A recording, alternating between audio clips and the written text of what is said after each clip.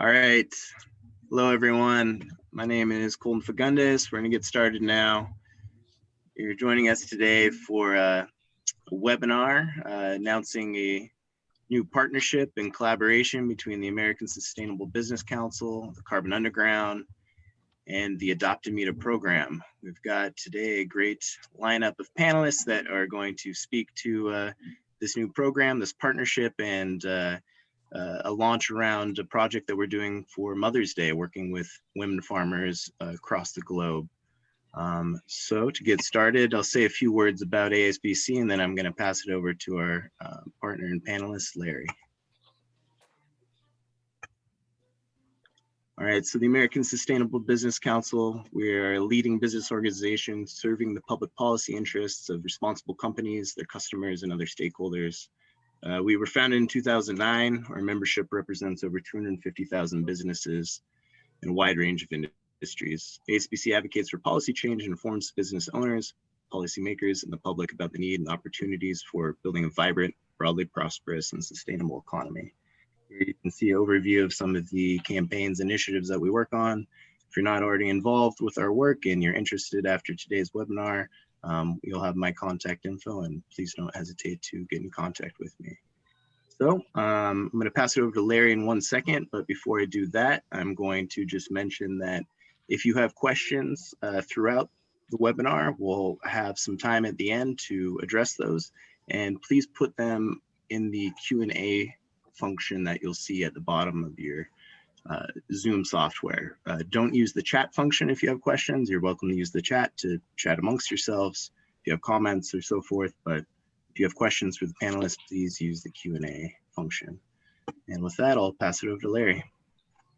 Great, thank you. And I want to thank ASBC and all you guys for joining in today.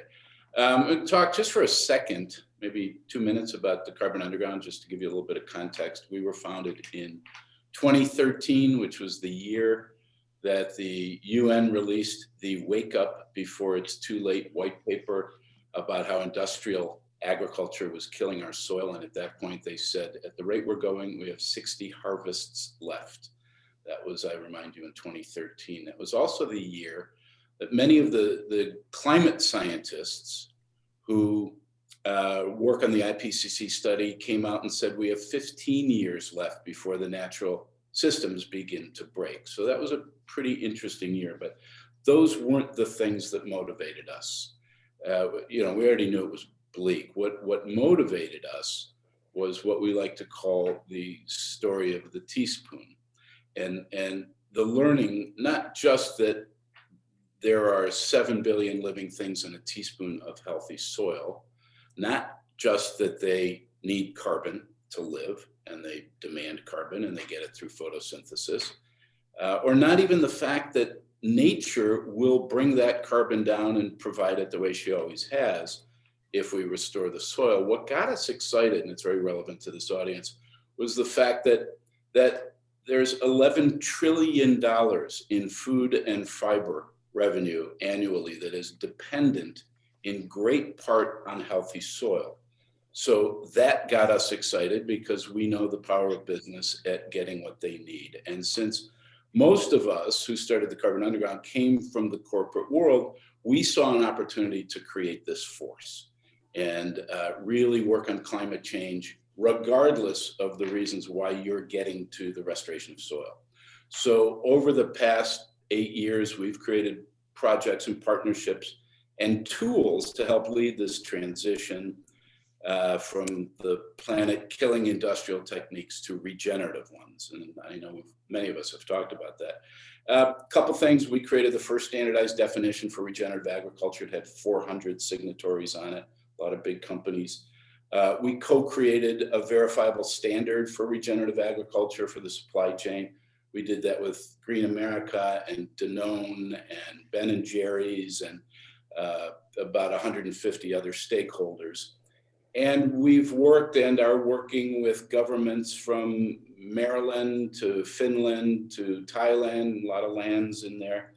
But the one element of the three-legged stool of a movement that we haven't really focused on yet are the people of the world. And we kind of felt that there wasn't a whole lot that the public could do for a while. And now we kind of think that with Whole Foods naming regenerative ag the #1 food trend and things like that, it's starting to percolate that there are things that they can do. But what really seriously motivated us to do this program, again, goes back to the United Nations. They released a study saying there are more than 2 billion people on Earth extremely concerned about climate change, feel absolutely impotent to do anything personally to make a difference, but they have the ability.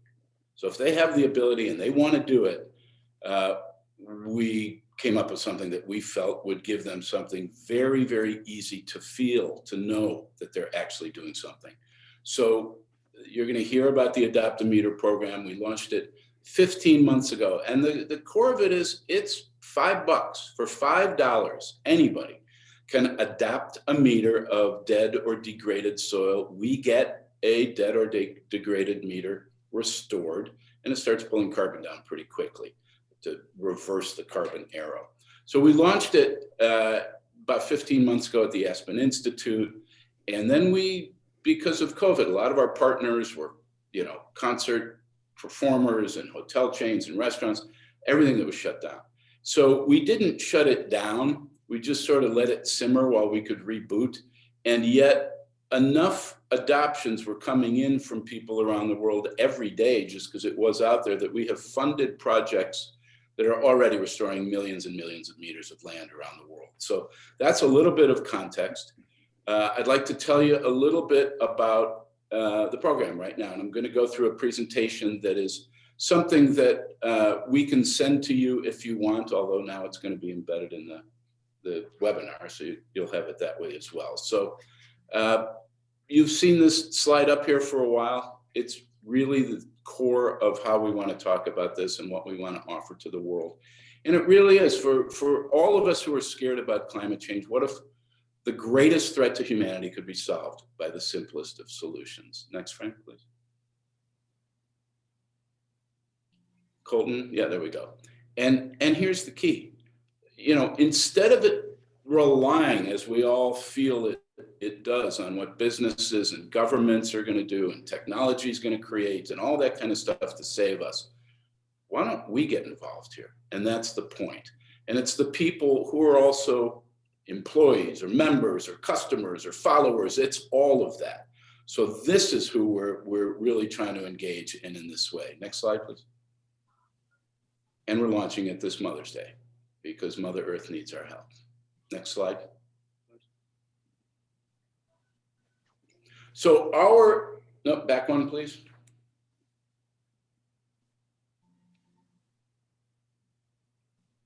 Well, okay. Sorry, Larry, I think I've got a little lag on my end, but keep going and we'll try. That's okay. No big worries. I can talk. The key point of the slide before was to say that we do everything based on the strategy, and it's not a strategy very well known yet, but there are two halves to solving climate change. We all know how the world is focused on reducing emissions around the world, and I'm happy to say, I'm sure we all are, that we seem to be maybe making some decent progress on that finally. But here's the problem. According to NOAA and some Nobel laureates, if we stopped all emissions today while I'm talking, it would take the climate 1,000 years to process the trillion tons of CO2 we've already moved from the soil up into the atmosphere. And the climate will continue to degrade. So the only way we solve climate change is by stopping new emissions and drawing down our legacy emissions. So understand that the carbon underground, hence our name, we're working on the second half. We're really trying to get people aware of that so that we have two engines working together to help us solve climate change. Okay, now you can go to the next one. I promise I'm not going to do a science lesson here because most of you probably know all of this, but this is really good news to get out to people. And the reason is they feel, if you read any research on mindsets and attitudes, they feel very detached from what's going on with climate change. They're scared and they're detached. And when you go to them, and we've done this for a long time, when you go to them and you say, guess what? There's another component that we just learned about. And it means partnering with nature to draw our old carbon down. All we have to do is make our land healthy again. They just light up. They light up with hope. And so it's an exceptionally powerful tool to engage or re-engage or turbo engage people out there. And by the way, if you're a company, it's a really nice thing to be able to say to your customers that you're helping to reverse and pull our old carbon down. You can go to the next slide. And also you get to say to them that, you know what, we're already doing this. This is not some fantasy. We're not waiting for this. Nature used to do this. She's not doing it right now because we've destroyed so much soil. Well, guess what? Regenerative agriculture, which according to a study, 67% of consumers know the term aided, but they know it, so it's getting out there, is already restoring it. And as I said, you know, we can quantify that we've restored millions of meters, but if you look at the work that's going on with the restoration of soil and regenerative agriculture, it's billions and billions and billions of meters already. And you know, we're already drawing down millions of tons globally from our actions. And, you know, we have no choice but to get to billions of tons. And so this is a project to allow you, the individual, to get involved. Okay, next slide. Sorry about how the type is artifacting, but we are launching, and I will tell you that we're racing. We had an amazing grant to help us get out there and do this, but they said, we want this out here now. So we're doing it Mother's Day for Mother Earth. And what we're doing is we are taking all of the proceeds from this whole program now for an extended period of time is going to go to supporting female farmers around the world. And you should know that when we have somebody adopt a meter for $5, 4 of those dollars goes into the 2 goals of the program. The other 20% goes to overhead. But the 2 goals of the movement, the first one is restoring land and drawing down carbon. The second one is growing the movement. And we have a vetting committee of experts. And when we judge a large grant or a request for money, we actually have a point scoring of, you know, how much land are we talking about, who's behind it, what's their experience, what's the carbon drawdown potential that we can project, and what is the capacity of it to build a movement. And that can either be spreading the word or it's something that's replicable. It's a project that's replicable and scalable. Okay, next slide. We think this is just an astonishing fact, and we love saying it, but you know, there's 2 billion people around the world that grow our food, and most of them are women. And people don't understand that, especially in the United States, where it's just one of those professions. If you put a picture up of a farmer, it's most times going to be a man, and it's misrepresenting the reality out there. And so we've chosen 4 incredible organizations that help women, help men too, but help women tremendously around the world restore soil, farm in healthy ways, in some cases even find buyers for what they're doing. So we'll get into who they are. If you can go to the next slide, please. The first one is the American Farmland Trust, and they have a Women for the Land initiative. I'm sure most of you know this organization. If you don't, you need to. They are just an astonishing group that's been around for, I don't know, a long time, and apparently has more information on American farms than the USDA does. And that's an astonishing statement, which they will back up for you, should you ask them to, like I did. And they have an incredible program already aimed and already working with women. There's a whole BIPAC component to it. And they are into the science, they are into measuring the impact, and a phenomenal partner in the US for us. The next partner, if you can go to the next slide, is Navdanya International, which is run by Vandana Shiva. If you know who she is, she's a world leader and spokesperson in the equitable opportunity for farmers, in the sovereignty of protecting our own land, our own seeds, and just an amazing powerhouse. I think she told me she has 13 billion followers, but she truly does have just an astonishing global following. And in India, she is a major powerhouse, and partnering with them, and you're going to hear more about them a little bit later, is just spectacular for, you know, one of the biggest, most important agricultural producers in the world. If you can go to the next slide.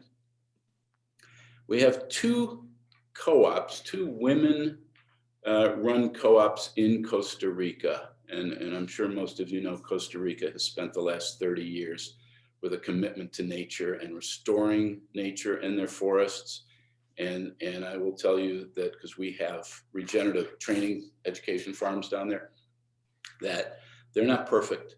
They've got chemicals on land, but more and more they're moving over to regenerative agriculture. And the two co-ops that we're working with, the first one is Co-op Las Amazonas, and a remarkable group of women who have come together, and actually they partner with the United Nations, which is great for the program, because the UN is looking to replicate with us what they're doing. The UN went in and said, okay, well, you're going to be growing what you're growing, which happens to be, they grow food, they grow ingredients for cosmetics, and they grow trees for reforesting critical areas. And by the way, they know to the tree where it is. They have a catalog, what it's doing, how it's impacting, all of that. Just amazing. And by the way, what you're seeing are some pictures of them when the UN said, we're going to pay to build a processing plant so that you can keep some of the processing local and some more of the money local. The UN basically sent them a kit, and they all built it by hand. And it's an inspirational story, and they're really amazing. Kuapa Kuna, Alex is going to help me on how to pronounce that. But they're the second group, and we're incredibly excited to have them on, and I'll tell you why. They are another incredible female-led co-op that is, you know, inspiring in what they're doing. But more than that, what having them on here does is it gives us the circular example of what we can all do together. Because Alex and Thrive, his company that he founded and runs, a cosmetics company, which you're going to hear more about later, works with them, enables them, buys from them, helps them improve their land together. And it's exemplary of exactly the kind of partnerships that we want to have here. Okay, so if we can go to the next slide, please. These are some of our partners. They are changing, and not changing, but they're growing every day. I think we added 3 more today. What's important is you don't see a ton of brands on here just yet, but what you see are meta company organizations like ASBC or We the Change, which are the female leaders of B Corps, or Green America, or organizations like that. So, and they have lots of members, and we're making these presentations to try and get as many, you know, participants as we can in any way. If you want to go next slide, please. This is the charge. You know, the truth is we have to do this. The good news is when you add drawdown, if we can scale it to the emerging possibility of carbon neutrality, you know what, maybe we can do this. I don't think anybody thinks that it's going to be easy, but maybe we really can land this plane with just a couple of bad bounces. So, and we're going to do it, as we said, a meter and a farm and a person at a time. So if you can go to the next one, please, which is for when you get this, it's got the contact information. And again, I think it's really important that you understand, we understand that even though we're looking at this as a launch, we have been around, we have been funding projects, and we're in the tens of millions of meters that we're restoring already, and we're just getting started. So with that, if we can go to a live picture, and I'm going to introduce our amazing panelists. Hey there. So the first one is Gabrielle McNally. Gabrielle is with American Farmland Trust, and I told you a little bit about what that organization is doing, and she's going to talk she's going to tell us more about what they're doing, how they're doing it, and especially, I'm hoping, the Women for the Land program. So, because that's very relevant. Debbie Barker is a, I don't know how to say this. I've known Debbie for a long time through Navdanya. She is now representing Friends of Navdanya, which helps sort of do everything in the United States, I think, for them. And she has agreed, she knows everything about them. She's the person here. But she's agreed to come on, and which I love, but also the time zone's a little better than it is in India right now for this. So thank you for Debbie, just for living locally. And then Alex Mcintyre. Alex is a new friend and an inspiration. And he, as I said, he co-founded Thrive and the cosmetics company, which he'll talk more about. But everything I talked about today is embedded in his business model and his commitment to the planet and to the people who work it. And so we're very excited about having us all. And I'm going to turn this over to Colton. That's a heads up that you're going to take the microphone, I believe. There we go. Sure. So next, I'll just remind everyone if there's questions, please use the Q&A function. If you have questions for our panelists, if not, and actually, Alex, Gabrielle, and Debbie, are you going to be presenting today, or are we just going to open it up for discussion? Why don't I think. Yeah, why don't we just go around and everybody talk a little bit about your organization? I can jump in first, just to keep the ball rolling. Well, it's great to be here. Thank you, Larry, for that introduction and sharing about the Adopt a Meter program, as well as what Carbon Underground is doing. Let me just give a little bit of a framework of what American Farmland Trust does, and then our Women for the Land program. So American Farmland Trust, we've been around for 40 years and really started with this emphasis of protecting farmland. Really, we're one of the first organizations that basically said, we can't do any of this wonderful work to preserve, steward, and enhance farmland if we don't protect it first. Folks may be aware of our Farms Under Threat research and work that's been kind of had multiple iterations over many years. You can go to farmland.org to check out our website, but it really tracks some of the threats to farmland transfer and conversion away from farmland uses. So while that's an area that is critically important to the Women for Land program, it's critically important to our mission. And I raise it to just note that that kind of farmland preservation is a core part of our stool, because if we can't protect and keep land in farming and ranching and agricultural uses, then we can't accomplish some of the goals that Larry mentioned around drawdown. So it's critically important. So as we kind of evolved as an organization, we really, harnessed in on these ideas of it's important to preserve land, but we also need to think about how we conserve it and steward it. And that work has, driven a lot of work in the soil health realm. I'd say we're growing really in terms of our offerings in supporting farmers, ranchers, landowners, and thinking about how do they steward their soil resources, which ties directly back to both just improving productivity, but also in supporting work around carbon drawdown. And then finally, the third part of our stool is kind of supporting the people who work the land and own the land, since we know that agriculture is a tricky business wherever you find yourself in that.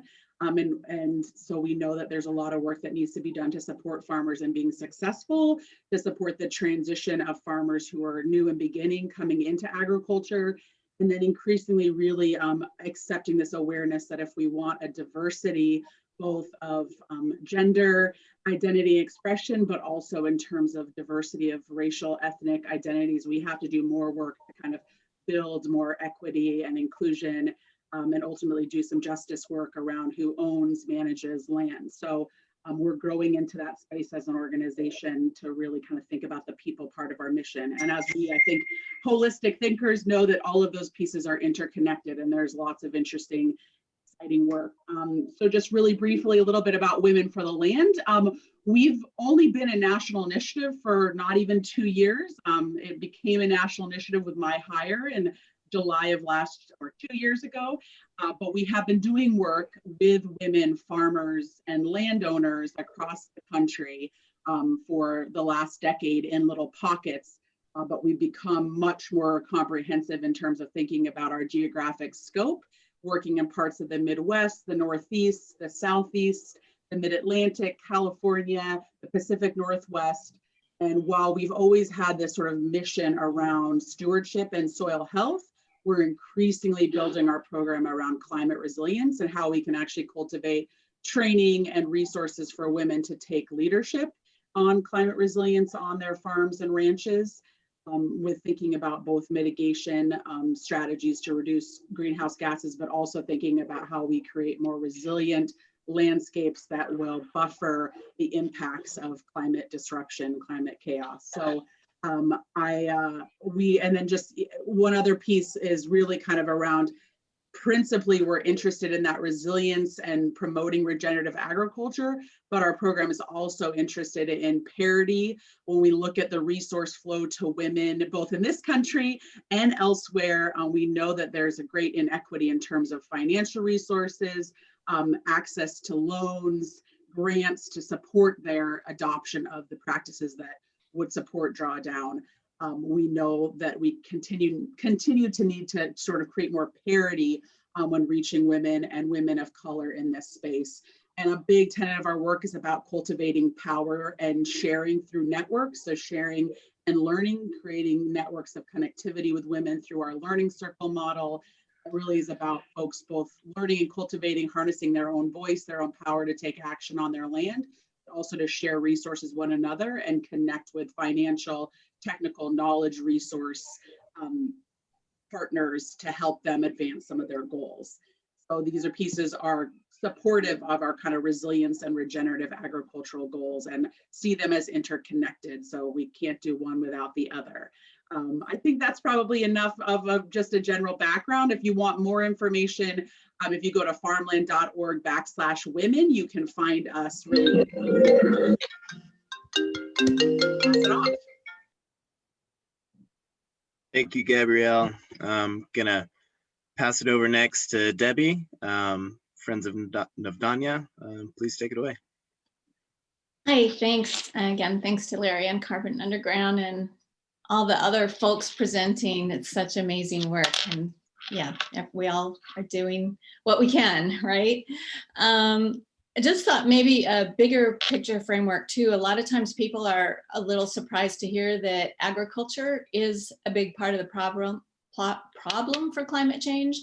And to tag on to Larry's mention of the IPCC reports, those are showing really the statistics are about 30% at least of greenhouse gas emissions come from agriculture related activities. Either it's the fossil fuel heavy part of agriculture with the chemicals emissions, or it could be land conversion from a forest, a rainforest, say, to make way.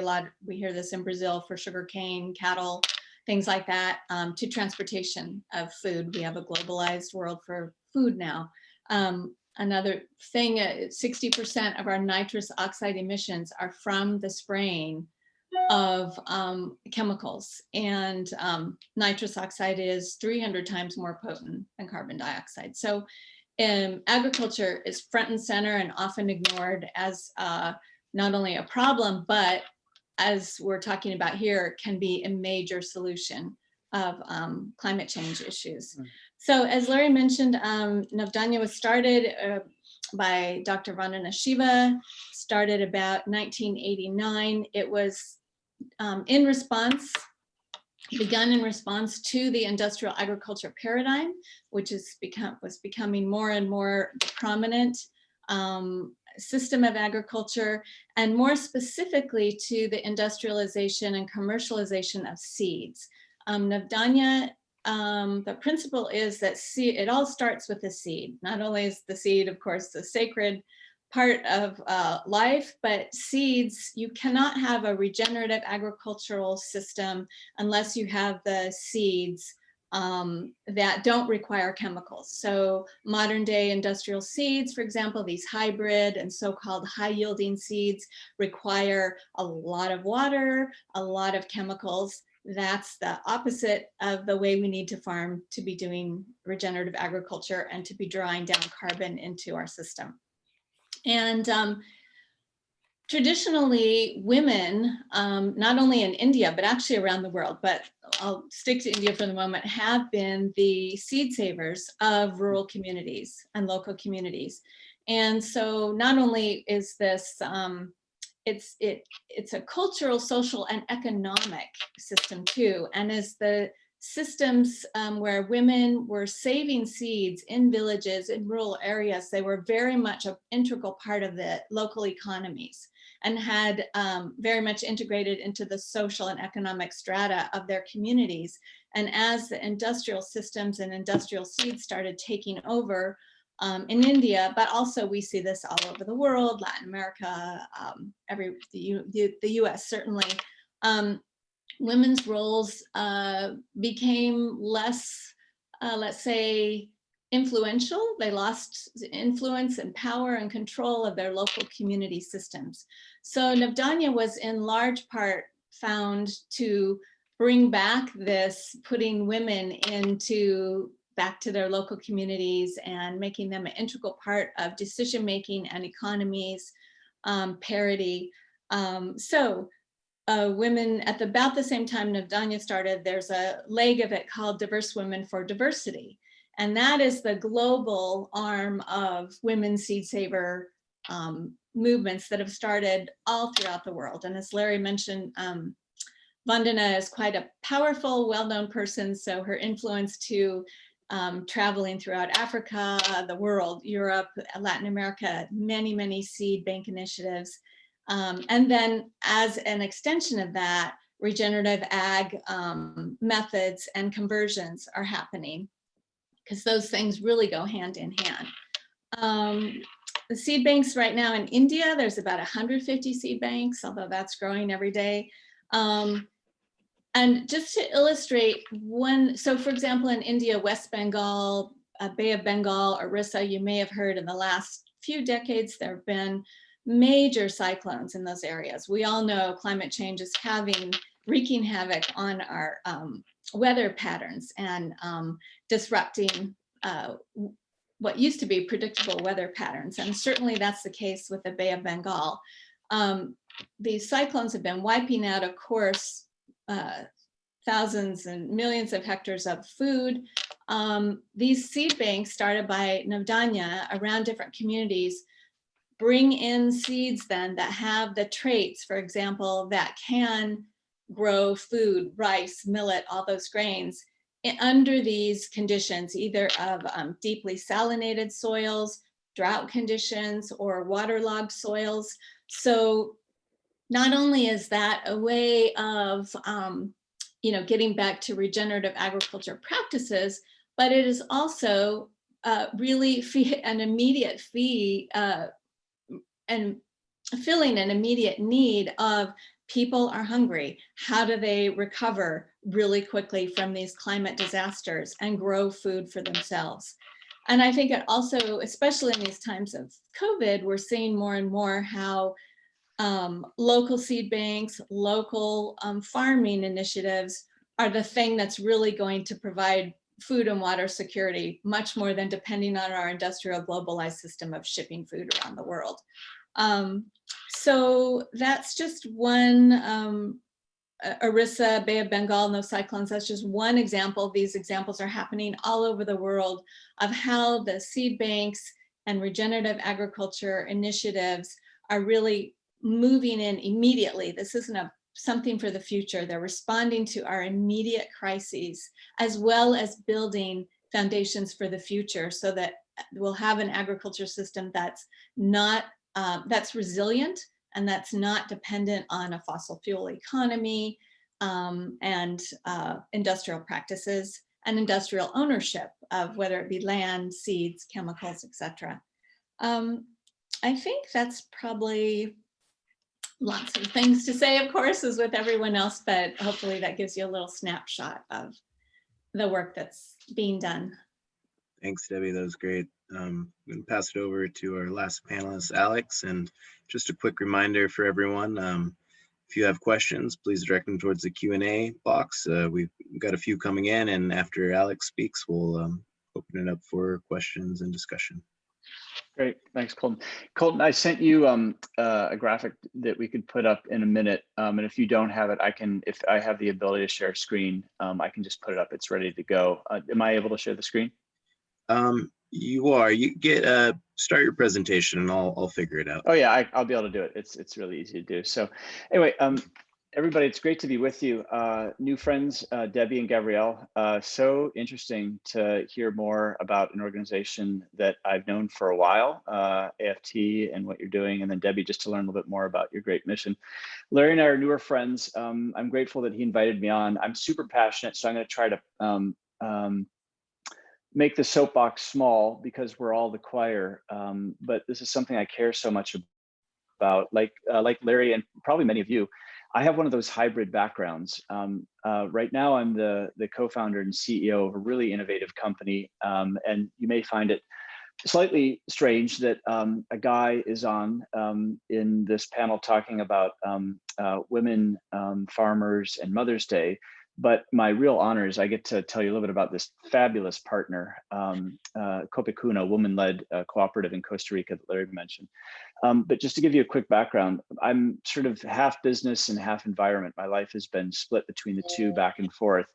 And I just want to put a picture in your head of, we're all helping drive change, all of us here. And one of the great tools we've realized, maybe rediscovered, that many other cultures have known for a while, is how important soil and farming is, not just for us to eat or to grow plants to clean ourselves, but really to the functioning of our whole planet. And all of us are playing a role in that ecosystem. And one of the most impactful, and I was already part of the choir at this point, but I remember, and I'll just put this image in your head, I was in my 20s. I was hiking with a friend at Kenai Fjords National Park in Alaska. And there's this thing, the Exit Glacier there, that you all know. It's a very sort of famous thing. And they've got these markers up that start in the 1950s and go all the way up to 2019. And you hike and you hike and you hike, and you're just blown away at how much this glacier has retreated in a blink of an eye for time on the planet Earth, just hiking and hiking and seeing how it's gone back hundreds and hundreds and hundreds of meters. And I just remember thinking, this is the lungs of our planet. It's the air conditioning of our planet. It's the weather systems that Debbie was talking about. All of this stuff is connected. And it's so dramatic, the change in the span of a lifetime and a half. And so it just makes me grateful to be doing the work that I'm doing, that I get to share a little bit with you about today. And also that Larry got us together to talk about this. Because what I love, in a nutshell, sort of to take my bottom line, is what the Carbon Underground and others are helping us do is they're helping us act. It's very paralyzing for people who are not as lucky as we are to have the jobs we have working on this every day. Most people are trying to put food on the table, get their kids to school, get to work, take care of the pets, make sure that the mortgage is being paid. And climate change is such a big squishy thing. And so by having a path, the Adopt a Meter program in Carbon Underground, it really gives people who want to do something the ability to do something. And so anyway, my contribution to that today is I'm the co-founder and CEO of a really interesting company called Thrive Natural Care. I get to represent a great partner, and I'm going to put up on the screen this picture. Okay, great. Are you all seeing Doña Giselle and then a conventional and regenerative farming picture? Yes. Yeah. Awesome, great. Okay, so Thrive Natural Care, what do? We make skincare powered by regenerative plants. We were founded in 2012, and the way we do it is it improves planet, communities, and your skin. The way we do it is we started in Costa Rica, which is partly how I was introduced to Larry. And we identified these super plants that were really, really fantastic replacements for conventional synthetic ingredients used in many skincare products, but they were not used at all in skincare. And we identified these plants, two that we started with from a really long list, thousands of plants.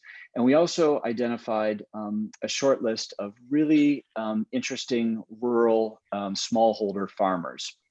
And we basically, the business model is we go to the smallholder farmers and we build partnerships with them to plant these native plants on their soil and to grow them using regenerative agriculture techniques. And the result is that degraded lands come back to life. And we get a really great supply of these super plants for our products. What's been really helpful to our business is the regenerative farming has made these ingredients much more potent and pure than they would have otherwise, even more so than organic farming techniques. And so it gives us a really nice claim and a nice benefit for our customers. But this regenerative farming, what really has been remarkable is in partnership with Copacuna is we've started looking much more holistically, not just at soil and regenerating soil health and not just biodiversity, but at 5 cycles. And this work was largely informed by Charles Massey, The Call of the Reed Warbler. If you haven't read it, it's a very long book. It's inspiring and it's worth every page. And we worked with 2 really phenomenal Colombian women professors, Alicia and Zoraida Calle, to tropicalize this. And so we're this methodology that we're using to grow the plants and restore the soil and sort of repair the 5 systems, the systems of the ecosystem there, has really been on the leading edge. And our role is not scale. That's the Savory Institute. That's really, really large agribusinesses. They have scale, and Thrive Natural Care will never have that scale. But our role in the ecosystem that Larry has formed us together on is really around inspiration. And it's both in the example of an intentionally regenerative business built from the start, but it's also in translating the idea of regenerative to consumers and to the media. I don't have a business unless people buy my products versus other products. And the reason they'll buy our products is in small part because of the story, the female farmers, the regenerative farming, but mostly because they think the products work better. And that is translating a story of how regenerative is not only good for the soil, but it's actually really good for your skin. And so we're sort of on the leading edge of having to figure out a lot of this translation of something that I love that Larry is doing. So without further ado, just to talk to this great picture you see here, I want to just tell you a quick story about Doña Giselle. She's the woman in the cap holding the plant, the Lipia plant that she's about to plant, and some of her team behind her. Doña Giselle had a vision back in 2013 with her some female leaders from her community. They're on the Caribbean side of Costa Rica, and they dreamt of a more healthy and sustainable way to farm. No pesticides, herbicides, fertilizers, et cetera. And so they formed a cooperative to focus on medicinal plant production, ecotourism, and then teaching people about organic farming. And they took small steps at first. They worked really hard. There were some ups and some downs, but they've really grown their operation. And we met them in 2015, started working with them in 2015, and have had a phenomenal partnership that we may get into a little bit today, but if not, I'm happy to share it otherwise. And their hard work has really borne fruit. That Copacuna today is a leader in regenerative farming techniques for Latin America. We partner with them to grow our super plants, but they also grow cacao, oregano, and other crops for their customers that are around the world. And Doña Giselle's vision for healthier soil and for improved ecosystem function is something that she and the 28 families that are part of her cooperative are now running every day. And the beautiful story that's part of this is that their livelihoods, their incomes have increased 163% as a result. So this is really one of these classic stories of, you know, women farmers, Latin America, generally not a very prominent role, but in this case, some very thoughtful, intentional, and strong women starting this. And then my company Thrive, developing a partnership with them where we help build out their business and they've helped us. And the benefit I get is for my customers, I get these amazing products that are good for people with sensitive skin or active or stressful lifestyles. And I have this amazing story that we can tell about the farmers that are doing this. And not only are they making great products, but they're giving the world an example of a better way to do business. And that is the thing that I wanted to share with you today. So Larry, thank you so much for getting us together. And I'll stop this part here and turn it back over to you. Thanks, Alex. All right, well, we're going to open it up for a discussion now. We've got a few questions in the Q&A box, and one last reminder, if anyone else has questions, please direct them to that Q&A box at the bottom. We're going to start with Julia Goldstein is asking, how does this soil restoration process address greater incidence of droughts and floods that challenge agriculture? So that's a fairly general question. I'll just open it up to any of the panelists that would like to answer. Colton, I missed the first part. Say it one more time, please. Yeah, sorry. How does this soil restoration process address greater incidence of droughts and floods that challenge agriculture? So I'll start it off.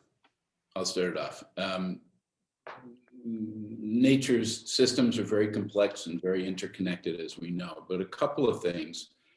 As far as the floods are concerned, from what we see, that is primarily happening as regions are getting wetter and warmer. So like I'm in California, we're getting drier, really seriously getting drier. But much of the world is getting wetter, right? It's just the way nature is going to work. And so that means significantly and often, you know, once in 100-year rains happening, you know, every other month. So that's the biggest reason we're getting floods the way we are right now. As far as droughts, it's also related, but here's something that is an astonishing way to deal with droughts while we restore the health of our planet.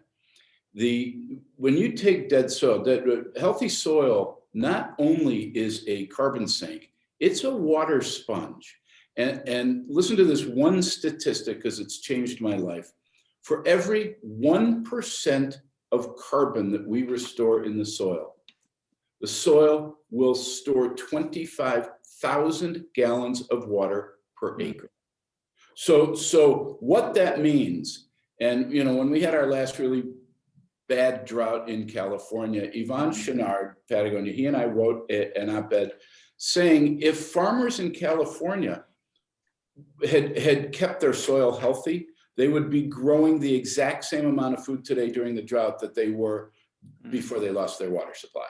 And that's an astonishing thing, and it's because of that water sponge. So we're going to continue to have droughts, but the soil is where we store tremendous amounts of fresh water, and that'll help us mitigate it. So that's my pitch for healthy soil in that. And I'll just add one quick point to follow on Larry's good one, which is, God, you know, one of the most inspiring people, I'm sure you all know Janine Benyus, biomimicry. She's just such a thoughtful woman. And the way she says is, you know, nature's been doing 5 billion years of R&D and she's learned a lot of things and we'd be smart to pay attention. And I think, you know, when we think about not only the statistic that Larry just shared with us, but with respect to water, you know, very, very much more variable rainfall and then runoff and so forth. What we've seen just literally on the ground with Kopikuna and other farmers is not only when you're doing regenerative farming and you're thinking holistically about an ecosystem, does the ecosystem take care of itself, retain water? But the example is so alluring to other neighbors and stakeholders. And for example, one of our farmers, it's not far from Danya Giselle that I just spoke about, they switched over to regenerative farming about 6 years ago with us. And in the last 2 or 3 years, many of their neighbors, Larry, have actually been coming over and borrowing techniques and actually asking this family to help them with their farming practices. Because what's happened in the droughts of this area of Costa Rica is that the other farmers have experienced really, really dramatic shifts in their production, whereas the farmers just down the road using regenerative farming have had exactly what you said, which is a much more stable production because the land is holding the water and there's resiliency there. And so this is a huge magnet for other farmers to see this and say, wow, you mean I don't have to buy all this other water, do this other stuff, because if I just take care of the land and the soil, it'll take care of itself. And it's a beautiful story to see play out. Well, to see is the operative phrase. People can actually see the difference. And I'm sure Gabrielle and Deb can talk about this as well. But we hear all the time that when some farmer in some area takes the lead, and I'm gonna throw down with regenerative. And if there's any water issues out there and their farm stays green and everything else starts turning brown, farmers often try and figure out how they're stealing their water. And then they find out they're actually not stealing it. They're just keeping their own. Yeah. So. Again, just to make a link between, the seed and the soil, it's all very integrated. There are many, the R&D of millennia of have created drought-resistant seeds, saline resistant or seeds. So there are all kinds of, when you start with the right ingredient from the very beginning, planting it into the soil, a drought tolerant seed, it's going to grow better in droughts. It doesn't require as much water as, say, a commercialized hybrid seed. So important. Only thing I think I would add is just, I think when we're talking about, particularly in the context of the US, where there's been a lot of pushback in agricultural communities around climate legislation, because of the perception of increased costs or increased regulation. I think, to me, there's incredible common ground found in the soil and improving the soil, but also because not only does there's the potential for drawdown and carbon sequestration, but there's also the potential for improving our buffering to extreme events. So the more that we preserve, enhance our soil resources, the more we know, as you all have laid out, that buffers those impacts from extreme rains, from wildfire, within reason. And so I think that, to me, has often been a real exciting selling point for farmers who may or may not totally buy into the concept of climate change, at least anthropogenic climate change, but want to mitigate their impacts associated with extreme and variable weather. So I think there's this beautiful connection that is happening that starts with the soil and is a way to, as I said, find common ground with folks, even if our language sometimes isn't the same. Thank you. All great answers to a very important question, especially as many of our panelists are from California, and or at least a few of us, and know this issue very dearly. So moving on to the next question.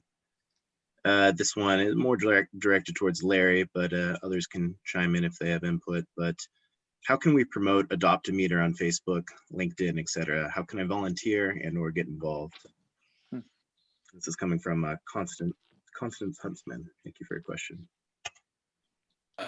That's a great name, by the way, Constance Huntsman.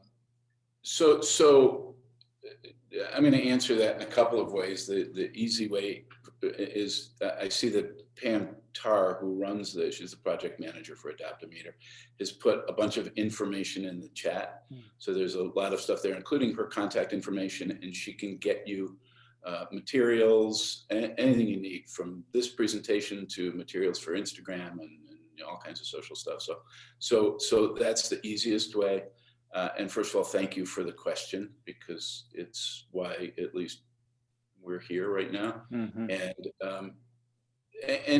I want to add a little bit on top of that, which is to say that I'm guessing that if you were to poll the group here today watching this, there's a pretty high index in the regenerative agriculture group and people who are involved in climate change. So that's spectacular.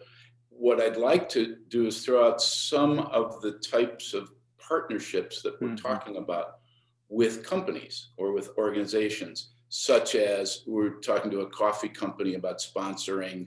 If you adopt a meter, you get a free cappuccino. So, you know, basically it ends up being nothing. And by the way, they're even talking about matching it up to, you buy a meter, we'll buy a meter, up to 1 million meters.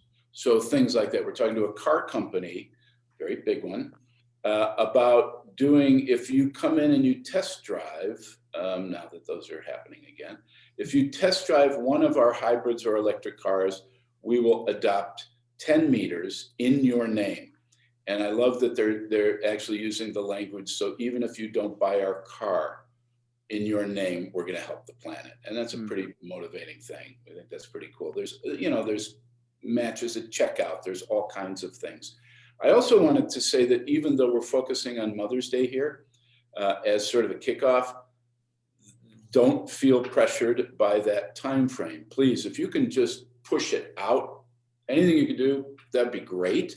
And hopefully you're going to be seeing it out there. But more importantly, this is a program that's going to continue. This is an ongoing program to inspire people to adopt meters, to help female farmers help themselves and the planet. And so that's going to be ongoing, and I guess growing. And you know, the other thing I'm going to throw out there, and I know I don't have to pitch the soil story at all, but I think it was Gabrielle who was talking about the fact that, might have been Deb, that the right now the most commonly used number is 38% of emissions, greenhouse gas emissions, come from agricultural practices, and they've done a very good job of not letting anybody know that. That's a pretty astonishing thing when we're trying to get the entire planet to reduce emissions, and we virtually never mention the second largest cause. So I say that in amazement, but also as the opportunity there. And I just, you know, I want to sort of remind us, as we do to the people who come on and adopt meters, that soil is the only thing out there that is scalable and economically beneficial. And here's the key, it's shovel ready. We don't have to wait for it. It's happening all over the world. We just need to scale it up. And so you've asked how you can help. If you're a business, just get in touch with us. Just reach out, we'll figure it out, or just ask for the materials. If you'd want to talk further, we would love to have that conversation with you. You know, hopefully you've heard a little bit about how this is so interconnected here with America's Farmland Trust, who I can't say enough about them. John Piatti, who runs it, did an interview, and you should get it and listen to it, with Tom Vilsack. They're very influential in policy. And whatever you think of Tom Vilsack, and he has a mixed reputation out there, it was hard to walk away from this and not feel hopeful about what this powerhouse of the United States is about to do on this issue. Using soil for climate change, using it to help farmers, really funding it in ways we've never even dreamed of it happening. So what we want to do is we want to add a people-powered component to that. And so I appreciate your question. Anything you can do to help. And I'll just add one thing to what Larry said, because he just snowed and shared me on this just a few weeks ago. And this is why I got excited and why I got my company involved in this. So there's Constance, there's the companies that we want to get involved because they have scale, they have impact, they have the supply chains, right? And Larry already spoke to that. And then there's the people. And what Larry told me he didn't want is just for my company to make a contribution. He said, what I really want is for you guys to get involved, help us tell the story, but then also get your customers involved. We've got, you know, hundreds of thousands of customers all around the country, and we're just a small company. And what we need is a lot of people feeling that A, they can do something, and B, they're part of this change. And so I really like that two-pronged approach, Larry, that you explained to me. And I think that's where all of us, you know, on our own social media, we can share it. And if you're part of a company, it's not only what can you do operationally, but how can you get your customers engaged and motivated on this. And, you know, my hat's off to Patagonia. I think they're sort of in a class of their own doing this. And I hope as we grow, we can have that kind of impact as well. But I love the way you framed it that way, Larry. The two prongs. Right, we're at the top of the hour here. Love to keep the conversation going. I've got to go to my next event. So I want to say thank you to all of our panelists. Thank you to all of our attendees in the audience for the great questions and for sticking with us till the end. And let's keep up the good fight. Everyone else have a good rest of your day and stay in contact. All right, thank you. Great. Happy Mother's Day. Happy Mother's Day. And quick reminder, we will be following up with the recording and the slides, and as well as the contact info for any of the panelists that would like to share their contact info. All right, thanks everyone. Thank you all. Thank you.